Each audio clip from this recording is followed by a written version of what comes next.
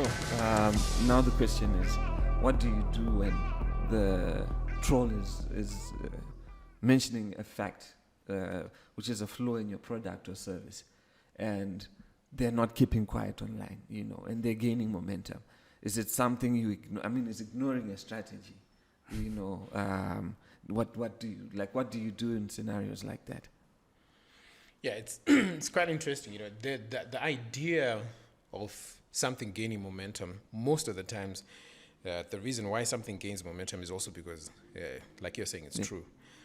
If it was a lie, most times it's difficult unless there is, some sinister motives behind it.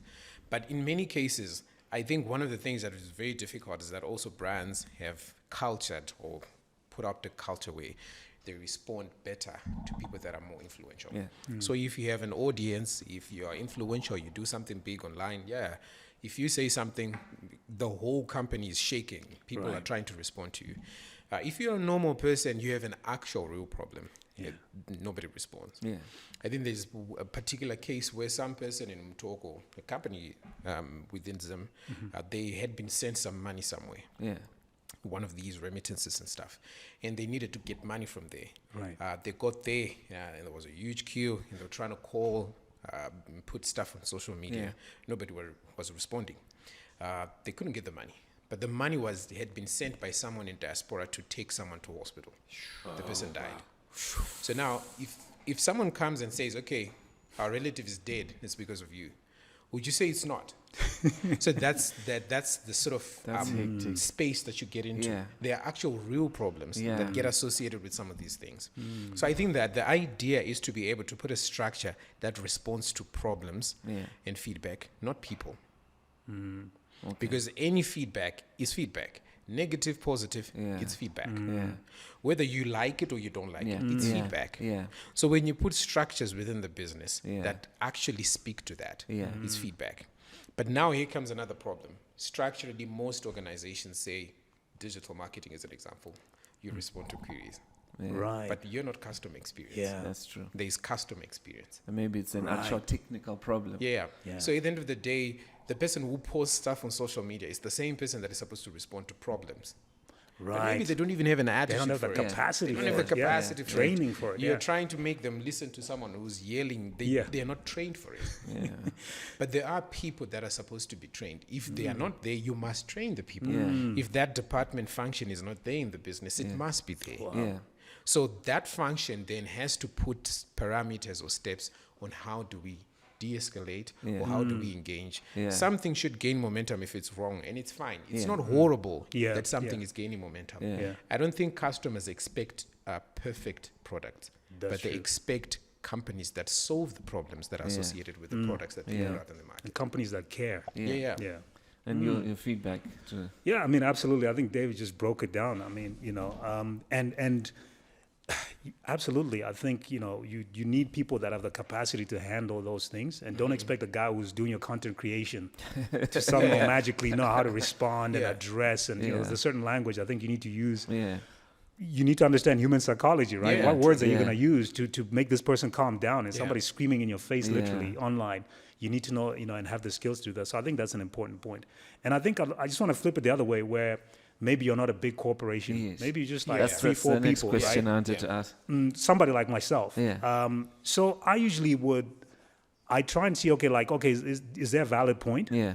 I then try to keep it objective. I'll reply and say, okay, I'll take your point of view. Maybe they disagreed, with some comment I made about something. And say, well, I can understand you seeing it that way. Here's why. I try and explain a bit further. Here's why I see it this way. Yeah. And here's why, I put it this way. If they then come back and they're still being aggressive and not even trying to engage on that sort of discussion level, I simply ignore them. And I've done that because they're looking for attention. And, some people are actually just trying to get attention through you, So I just, or I'll reply and just say, what, let's agree to disagree and leave it there. So if somebody, when you say that, they still want to mess with you, right? Okay, this guy woke up just looking for somebody to start with, and they're not worth the attention, So at that point, ignoring them is a strategy, and just move on, Okay. And what about the collateral damage from, the words they speak? are there steps you can take as a business to say, okay, you've tried to reason Right. with a person, Right. but they have proved unreasonable? Yeah. Are there things you can do online to mitigate? Is taking legal action a step? If it gets to that, I guess, yeah. I think so. I don't run a big corporation, so I Yeah. wouldn't be able to answer that definitively. But I think if somebody persists, and I mean they're maligning your name, Yeah. and you've got a good case, Yeah. And I think what's important is because you become entertainment, right, for everyone else, Yeah. right? Oh, let's see how company X is responding to Yeah. this troll. Yeah. And I think if you manage in a way where you've got your trail of responses. Yeah. I think it's a tactic that I'm just thinking of. I don't know if they would use it to say, hey, listen, thank you for your comments. We really appreciate it. Please reach us on this number and speak to so-and-so so that we can talk to you and really understand what the problem is and solve the problem. Yeah. We should squash it, right, if somebody has a legitimate concern, that's right? true. Yeah. And then everyone else can read and say, oh, okay, company X really does care. Yeah. And they've referred this person. So I think you got to take them offline. Yeah. When somebody's Yeah. misbehaving, move them from online to Yeah. offline Yeah. if they really still have Yeah. an issue. If they still want to continue, then you just, I think you can post something that says, we've really tried to address you, and, I don't know, I think at this point in time, unless you take this step that Yeah. we've suggested, Yeah. let's leave it. I don't know how you'd put Yeah. it, but at some point you got to kill the oxygen, Yeah. right? That's going to this thing, yeah. Yeah. I don't know. David, Just out of curiosity Yeah. on that point, are there organizations in Zimbabwe that protect? Because I feel like it's something that can be weaponized, and I'm sure there's some places where they weaponize it, where you get a whole bunch of trolls, kids not doing anything in school, and just let's attack brand X. Yeah, it's interesting. I think Shingi also probably explained this part better. That brands have personalities and they have personas. So a brand is almost exists in a similar way a human being exists. Yeah. That there is a person who's quiet, right? Who is very reserved, doesn't say much. Yeah. Yeah. You don't see them at parties. You don't see them at functions. Yeah. They like to keep themselves to themselves. Yeah. Very introverted. Yeah. Another person is polar opposite of that, very extroverted. You see them everywhere. Wherever there are people, they're there. They're brands like that, right? So, however the personality of your brand is, it's generally how people treat you. So if you're a quiet person, people generally feel like they don't come at you like Right. violently, Yeah. You're so right. aggressively. Yeah. They kind of sort of come, in a more calm, very calculated way. Yeah. They're not going to make noise about it. Yeah.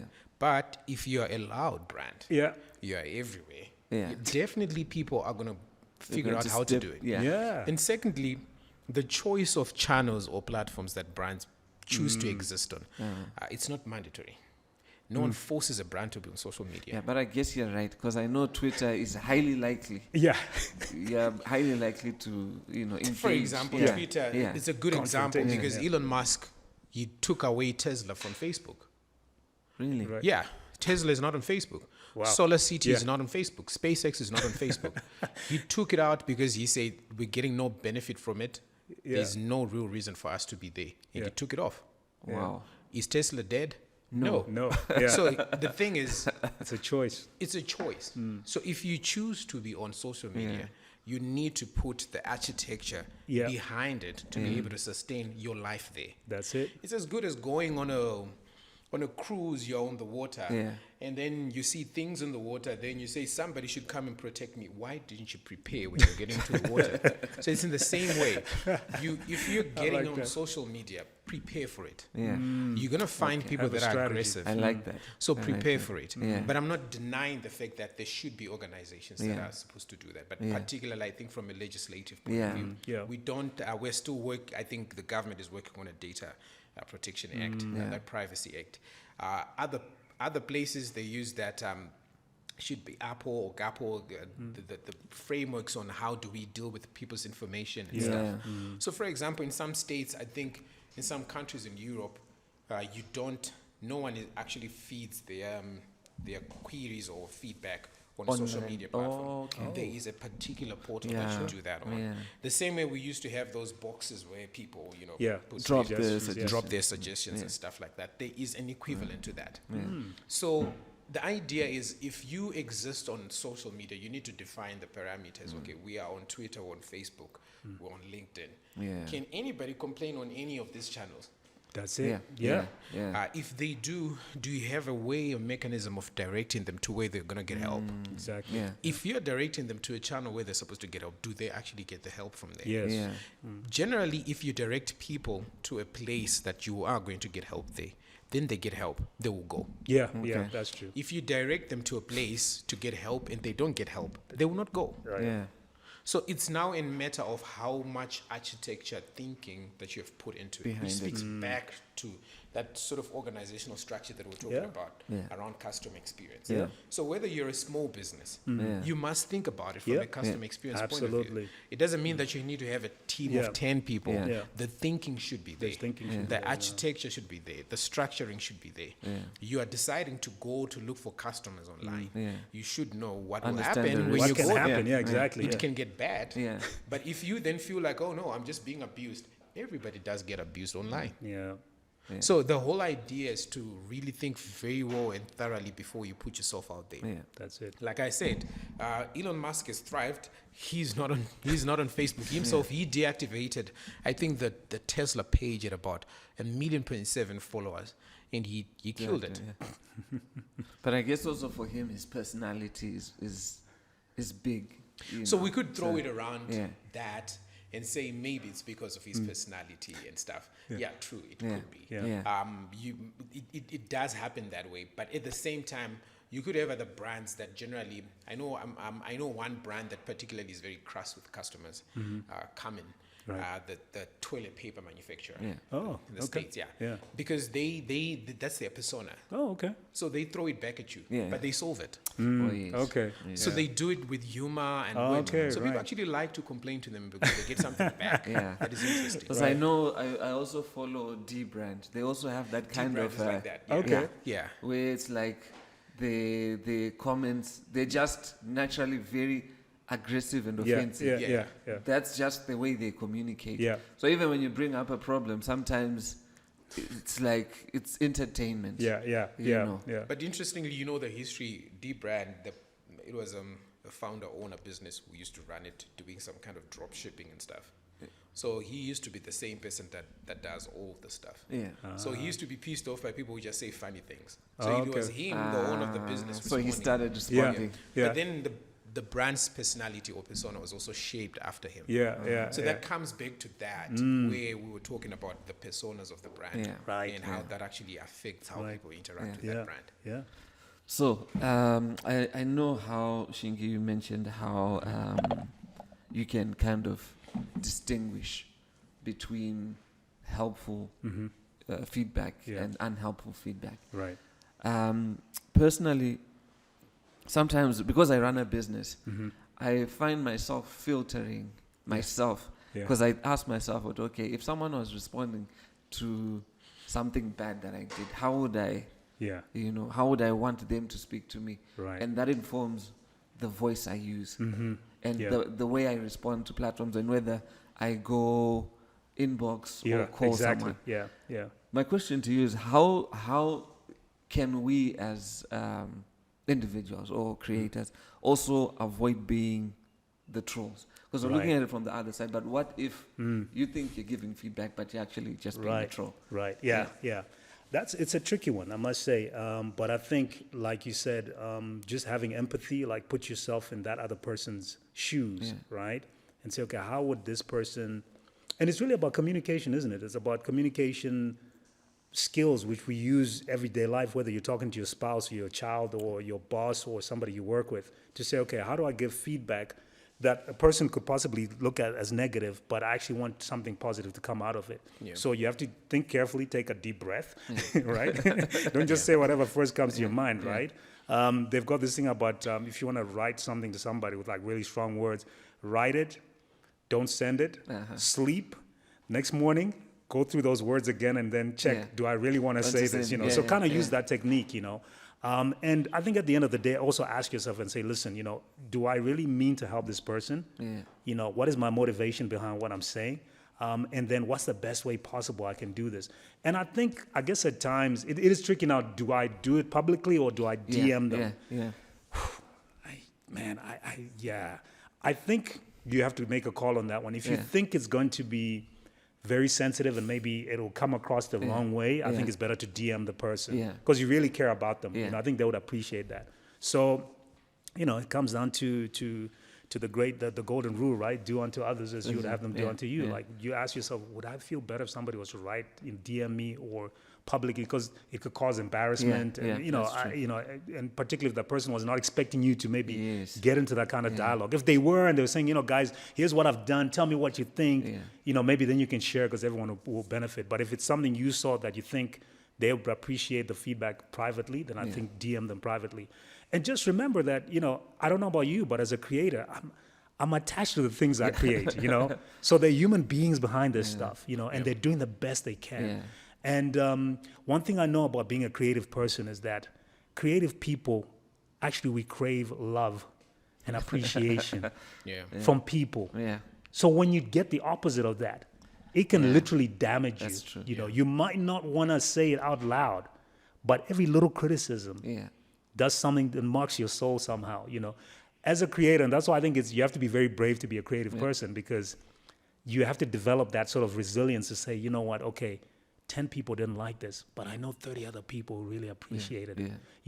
In our minds, we'd love the whole world to love our stuff, but I've learned that that's impossible.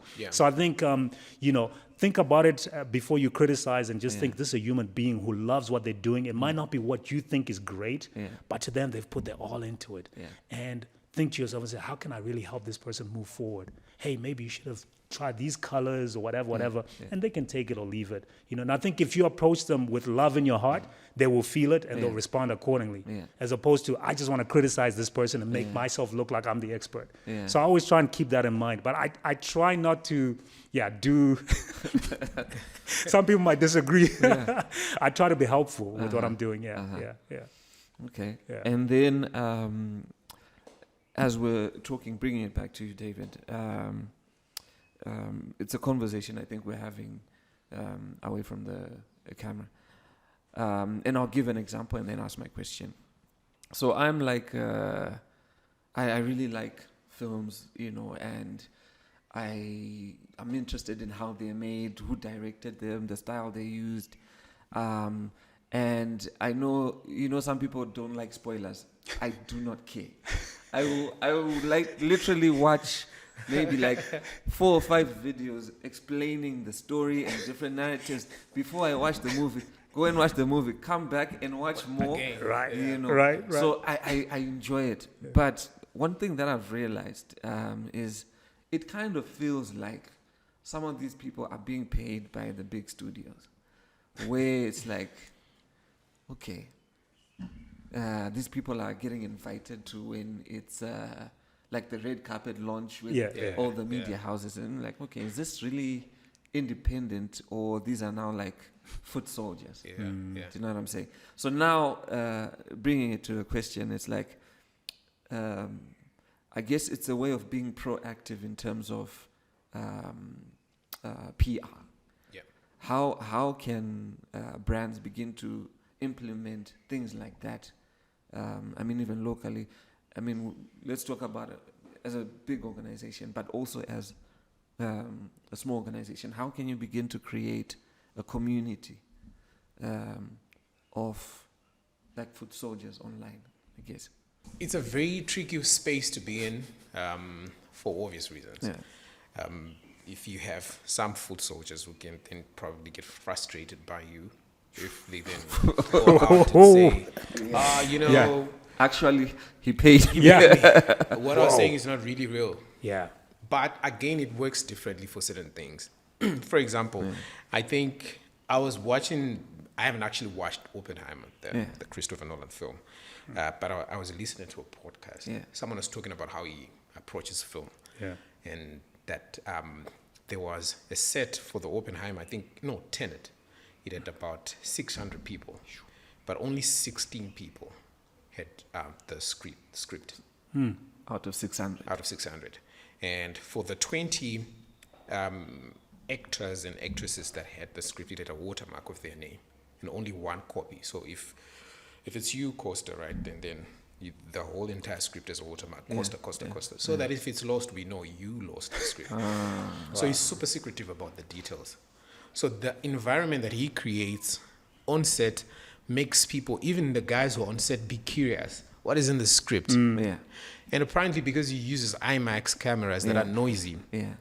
some parts of his dialogue actually on film, when now the film is playing, are not audible.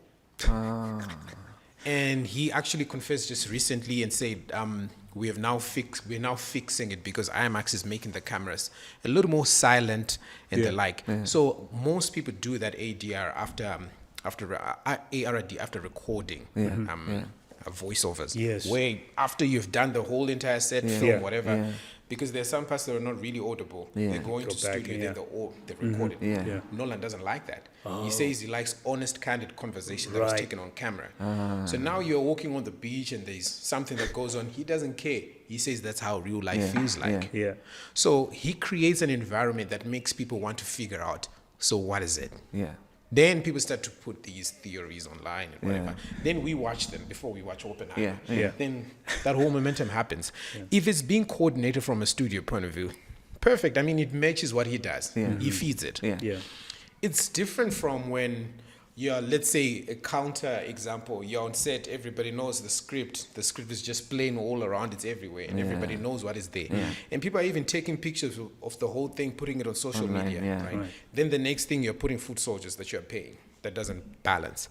So if you're putting an act of that sort, the architecture has to be perfect. It has to be coordinated from start to finish, end to end. NDAs.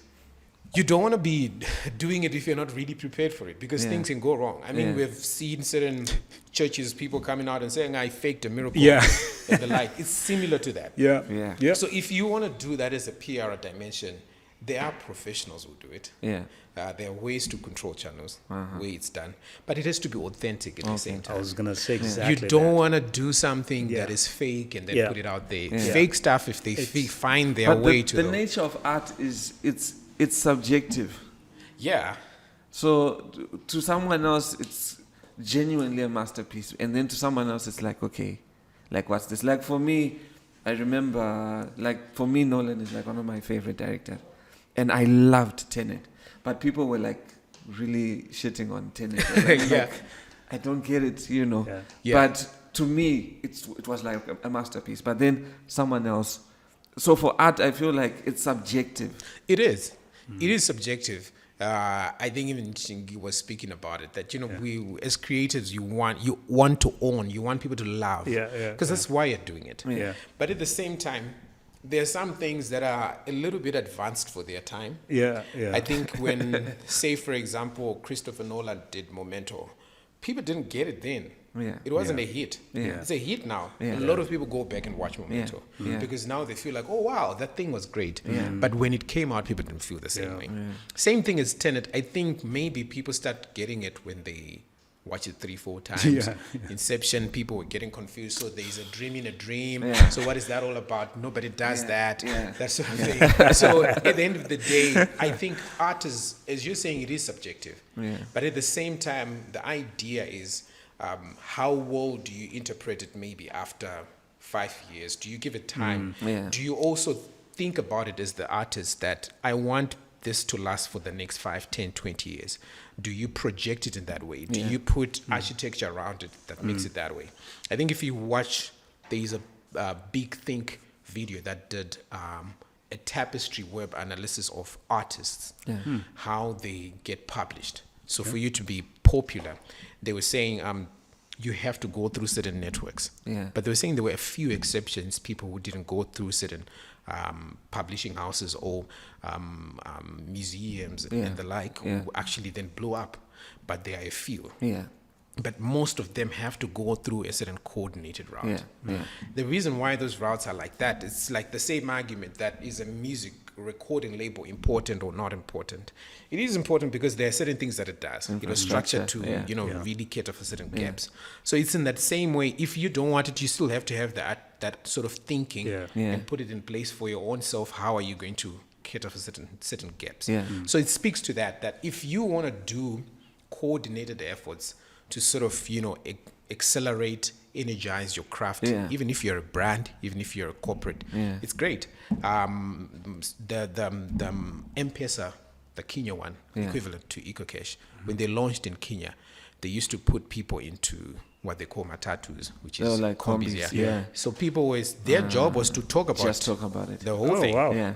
So they would have people 8 to 5 every day. You're in the combi. You're just talking about it, not like forcing it, preaching it. I think people. I must have also heard a talk that Strive gave. And he kind of implemented the same thing. But then their scale was a little bit really crazy. Okay. So, but I think they had somewhat an overnight success because of that. They were part of the conversation. Okay. But it's just a way of what are you trying to get out of it? You're not just trying to do it so that people like something.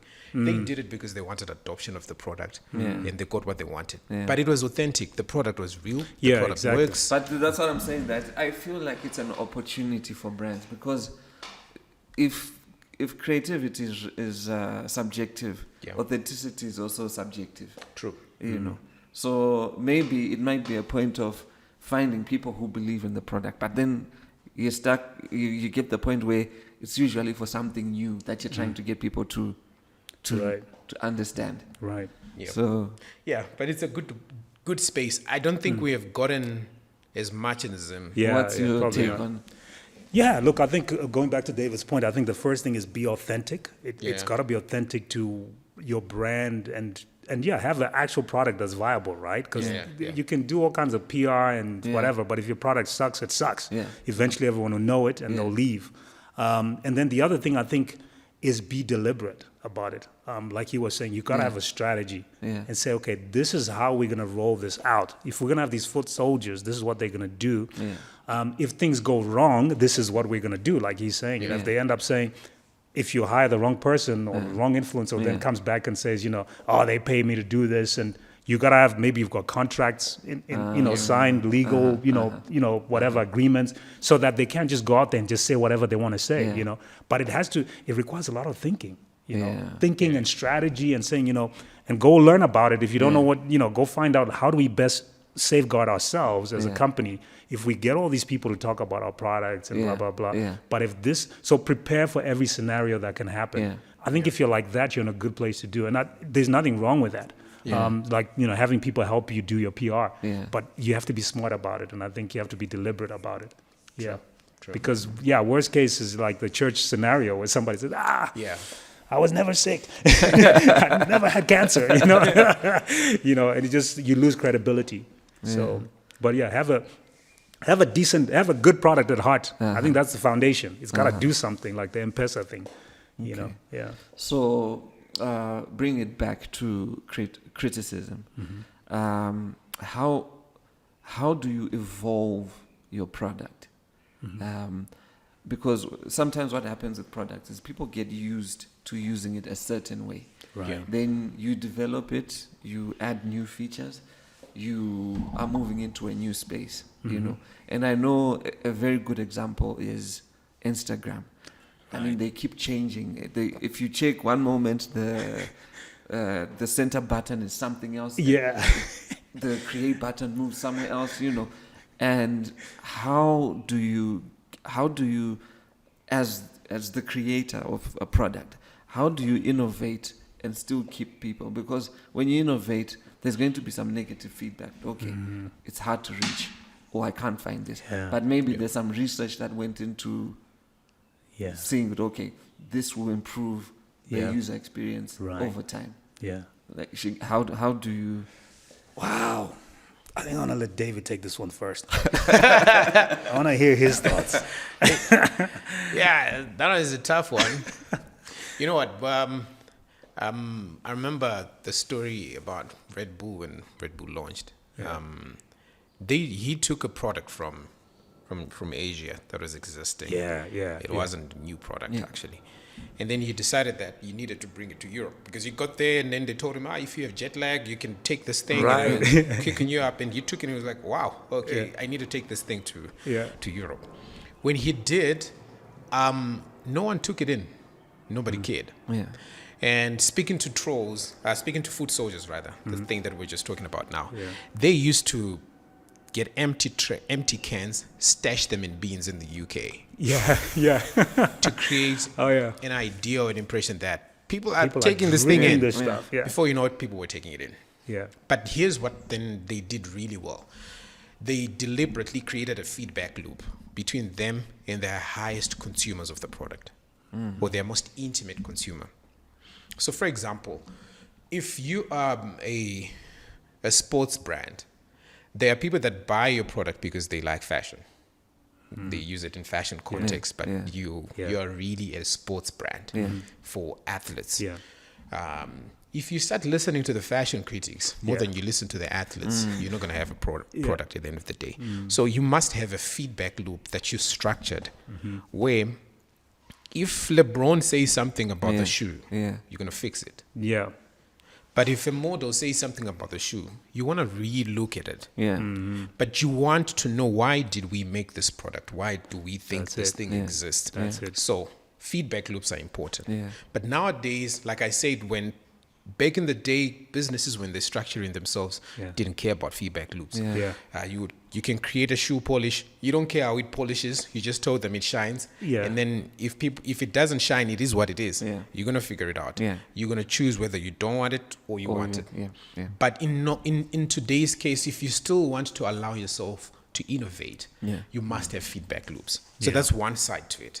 Then another side to it would be the sort of Henry Ford way, where he said, if I'd listened to people, I would have made a faster horse because I wouldn't have created a car. Exactly. So his idea was, if I'd listened too much to what people were saying, at the end of the day, I wouldn't have imagined a new thing. Yeah. So if you want to create a very, groundbreaking innovation, something that doesn't exist, then you have to actually break away from people, go out and then start researching and like how Samsung has a campus that looks like an university, same as Huawei, where they're just PhD people who do R&D.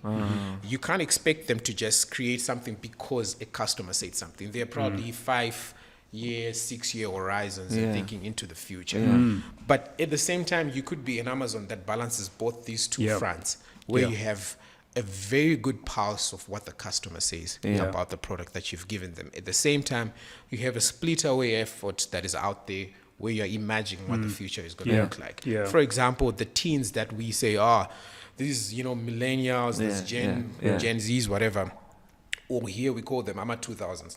That person in the next 5 years is going to be employed. That person is going to be applying for a mortgage. Right. If they want one. They're going to be applying for a car loan. If they want one. Yeah. But that's the next customer. So the current customer that is there right now, which is maybe our generation and people that are older than us, are no longer customers in the next 5-10 years. Exactly. So you can't create feedback loops based on us. We're not the future consumers. In the next 5 years, we won't be consuming the current products that we're consuming right now. We won't be consuming them the same way. The general pattern is, if you used to buy 5 shirts in a year, as you get older, you just feel like, I have shirts. Yeah, good quality. They're good quality. I don't need to buy more. Exactly, But the newer generation buys 10 shirts a year, and they feel like, I still need more. So how you plug into the pulse of what your customers say, it's also shouldn't be just oriented by the money you get. The person who's in high school today, maybe doing A-level, that's maybe 16, 17 years old. That person in the next 5 years, they will be in varsity, right? They'll be living on their own. They'll be making their own decisions. After those 4 years, they're actually in a corporate job, making decisions, not only to buy, but making decisions on behalf of a corporate. So that person is going to be a decision maker in the next 5-10 years that affects so many facets of life, whether it's their own life, another person's life, another corporate life, or affecting that entire organization in terms of how it's run. But that person right now, we call them in AMA 2000 Yeah. a TikToker. So it's splitting efforts of how well do you want to actually listen to your customers Yeah. so that you have a product in the next 5 years. They may not like what we have right now. I actually always talk about it to my wife that I consume Mazoe the way I do because of the ads that I saw when I was a kid. Yeah. But I don't think these Gen Z cares about Mazoe the way that true. we do. No, We they are don't. obsessive about it. Yeah. Yeah. But maybe they just feel like, it's my It's just dad's a drink. drink. Yeah. He likes it. Exactly. But Yeah. so I think it's just getting the pulse of Yeah. where you're going. If you want to be in existence in the next 10 years, Yeah. 20 years, then Yeah. you have to be able to plug into the people that will be existing in the next 10 years. years. Yeah. What would they be liking in the next 10 years? Yeah. And then you figure out how you can then accommodate that into your product. True. Yeah. Yeah. Wow. See, you answered it like 10 times better than I would have. And look, I just want to agree on two things I want to emphasize. I think, like you said, I think it's a balance. I think you need to have a feedback loop from the Yeah. right people, Yeah. right? Your core customers. Like, don't Yeah. forget your core customers, that the reason why you're in business, Yeah. not the periphery that then came Yeah. on because of Yeah. fashion. And then secondly, you also need to have some department or somebody who's thinking about the future, like what could happen in the future. So I think if you want to do successfully, you need to balance both. Yeah. You need to have both of those Yeah. sort of sides of that coin. I think you need them. That's for a business. For somebody like me, who's like a sort of solopreneur, and I provide more a service, I can't say I have a product really, as in a tangible product, right? Yeah. It's a lot more difficult. And for me, it's more my thoughts that I'm communicating and saying, this is what I think, etc. And I mean, I guess the only way I do is try and see feedback I'm getting from my posts, my content, and see, what are people saying about it? Are they finding it useful? So for me, the rule of thumb really is, am I getting feedback that what I'm still contributing is useful to people? Yeah. If it's not, then I have to go and say, okay, maybe the content I'm producing right now, people are not responding to it. Maybe I need to look at this. Maybe this is what business leaders in Zimbabwe need more than what these guys in Europe maybe need. So you kind of have to just, I think stay engaged with your audience and really listen to them. If you're somebody who's doing something like what I'm doing, and just keep trying to be helpful. Because that's really ultimately what you're putting your stuff out there for. Okay. You're trying to help somebody get somewhere. Yeah. If you lose sight of that, you won't innovate. Yeah. True. So with what you're saying, there's I don't know if you've been following the whole Yeezy and Adidas a little bit, yeah. saga. Yeah. So last night I was on Twitter and the CEO was saying, okay, isn't they kicked him out and then now they needed to sell, then brought him back, negotiated, and they said now we're going to be selling, and then now he put out a statement, no, when the shoes are done, we're not going to be selling them anymore. Yeah. And I was reading the comments, and it's interesting how I think most of it is also based off his polarizing personality. Yeah. So where if you are a liberal and a conservative, right? Yeah. You're split. Yeah. They're split, and I feel like it's based off just politics. Yeah. How do you then navigate? Because a shoe is a shoe. Do you know what I'm saying? I mean, he makes like really great shoes. Yeah. Whose feedback are you going to take? Because now I think on some of the reports they were saying, I think Q2 profits 85% came from his shoes. Yeah, something ridiculous, man. And now imagine if your bottom line is being affected. Who are you going to listen to? Yeah. If you're Adidas. Yeah. Who are you going to listen to? Because even one of the comments I read was like, they're in this mess because of trying to pander to. Okay, right, yeah. Wow. So here's what I think, and it's totally not based on any data at all, but look, when people are buying Yeezys, they're buying into Kanye, right? Yeah. It's a personality-driven brand. Yeah. The shoes are great, yes, Yeah. but he made it greater, right? Yeah. Like you said, a shoe is a shoe, but actually it isn't. Yeah. We buy things because they reflect something about who we are. Yeah. They tell a story. Yeah. If I can buy Yeezys, identify with certain things, Kanye, right? Adidas was probably lagging in sales, or maybe they're doing okay, but they're like, man, there's this guy called Kanye, man. This guy's just massive following, plus he's creative, is interesting. People can't ignore him. Plus he's a designer. let's link up with this guy, right? It was a marriage that worked at first, right? I mean, he was producing different models. They were making money until, of course, the politics and things happened. Kanye himself imploded or whatever you want to call it, or he decided he wanted to do a certain thing. He said whatever, anti-Semitic. It now became uncomfortable. They've got shareholders from other aspects of people that don't know anything about hip hop or even Kanye. They didn't care about Kanye, right? When the money was coming in, right? The billions were coming in. Now there's this issue. It's like, wait, this guy say this stuff, but he's been bringing in 85 billion. They have to make a call now. They have to make a call and say, okay, do we care more about the money or our reputation or our perception? Because now the thing is, does most of the world hate Kanye, or are they like, you know? And a lot of these guys they're kind of. It sounds to me like they're playing the fence, right? They're like, let's bring him in, but then things heat up, then we can drop him off. I feel like we're being burnt from both sides.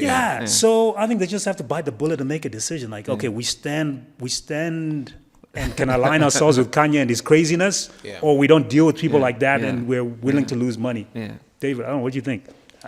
It somewhat relates to that Tiger Woods episode. When he did his funny things. And then people were expecting Nike to drop him because a lot of labels. That's Nike true. Stood with the guy.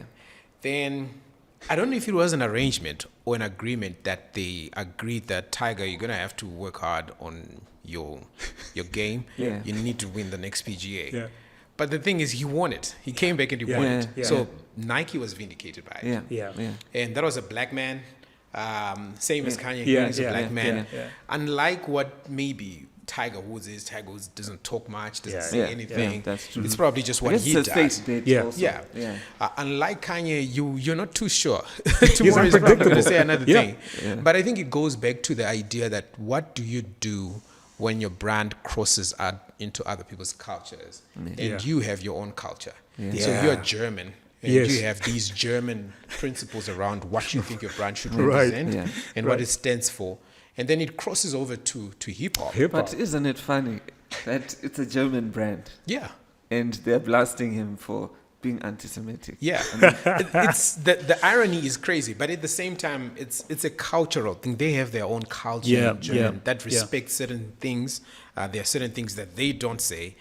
Same way, if you're in the States, if you're white, you can't call a black man a nigger. If you're in German, maybe they do. They don't put as much attachment to it as you would if you're in the States. So crossing boundaries and borders, again, speaks to the idea that what then sort of structures should you put to be able to listen to what actually your consumers they are.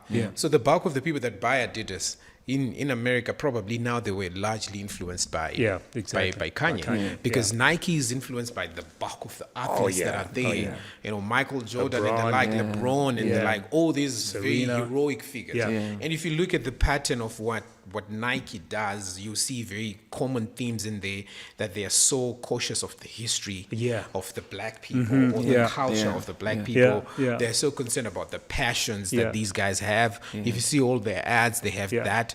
If you look at that, you see the rules. There are certain rules of how do you wear an Air Force One on A1. And there are specific ways of how you do it. They pay attention to all these rules, even in their comms and in their ads. But when they were making it, I don't think they cared about that. But now that they see this is what's going on with our consumer, they pay attention to it. So it's in the same way of just paying attention to the person they brought in. But again, it comes back to the fact that Kanye West was signed by Adidas. Nobody forced Adidas. In the first place. They brought him in. They knew Kanye was Kanye before this. And that was one of the sightings that was put in the article to say the directors are upset because they are saying, you knew that this person was like, this is what he does. He's a liar, he's unpredictable. He may have gotten a little bit crazier, but then the thing is, this is what he has always been about. He has never changed. Now that he's within their four and then he's within their whole entire product catalog, and they've also allowed him to be the person who dominates the black market share or the American market share in terms of the merchandise that they sell. So it's their decisions that were beneficial to them in the it was but now it comes with the risk that you brought in someone like him. What do you do now? What do you do? So it'll be interesting to see what happens. yeah. Yeah, but it's very difficult. Yeah. It's not very difficult. It's very But they get difficult. paid millions a year to think about how to solve such problems. So I'm sure they will come yachts. through. Yeah. If they don't, they should fire that person. I'm applying for that job. I will sit and think for one whole year. Okay. Yeah. Pay me yeah. my millions. I'll do it. Yeah. No, thank you so much, gentlemen, for a lively debate. And I think one of the things I'll take away, or creators can take away, is just thinking through, your actions. Whether you want to have foot soldiers, or you want to be on social media, or you want to part. Yeah. It could go great, and it could go, Yep. the other side. Mm-hmm. And I think having feedback loops, Yeah. where you're also listening to what the customer says, and you're willing to engage. And then I guess also, like what you're saying from you, is where you can take the fight offline. Yeah. you Yeah. know, Yeah. Yeah. and try and engage Yeah. at that level. Yeah. I think you've shared so many precious gems. Pleasure. Yeah. Pleasure. Yeah. And again, you can tell us, where can people find you, or if they want to engage with you or pick your brain, how can people get in touch with you, Shingi? Great. You can find me on Instagram or Facebook or LinkedIn as Shingirayi Sabeta. That's YI, Shingirayi Sabeta. Or check out my website, which is brndconsultancy.com. And get in touch. And David? I'm more LinkedIn. Uh-huh. So David Duri on LinkedIn, Okay. pretty much. I may not answer as quickly on Facebook and stuff, but on LinkedIn, I'm pretty much almost always there. Yeah. Yeah. All right. And thank you for tuning in. Catch you on the next one. Great. Thank you. Picturehub is a fully fledged content creation studio based in Harare, Zimbabwe. At our core, we are storytellers with a focus on film production, photography, and voice recording. We believe that the essence of any organization, corporate brand, or individual is a well-curated story. Our passion lies in bringing these stories to life authentically with undeniable excellence. Our portfolio includes television commercials, web series, documentaries, podcasts, and voice recordings. For more information, visit our website www.picturehubzim.com or email info@picturehubzim.com for inquiries.